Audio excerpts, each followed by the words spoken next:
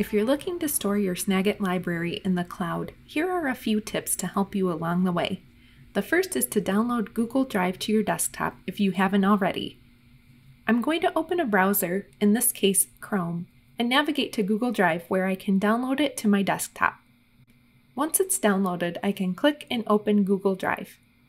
I want to make sure the settings are correct before I go into Snagit, so I'm going to click on the gear icon, and then Preferences. Then I'm going to choose Google Drive. Make sure that your Mirror Files option is set in order for this to work. Now I will open up the Snagit 2022 editor, which I can do by clicking Open Editor in the Snagit Capture window. In most cases, you'll see this dialog box pop up when you first open the Snagit 2022 editor and click on Library.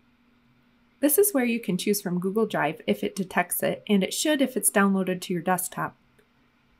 So I selected Google Drive, and now you can see my files are here in my library. If for some reason you don't receive that dialog box, or you want to go back and choose a different location for your library, you can also access it in Windows by going to Edit, Editor Preferences, Library, then Library Location, and choose Location. To access it on Snagit 2022 Mac, go to Snagit, Preferences, Advanced, Autosave Location, and choose. If you want more information about Snagit 2022 and cloud libraries, we have an article called Manage the Library that details cloud storage options to use with Snagit 2022. We hope this helps. Thanks for watching.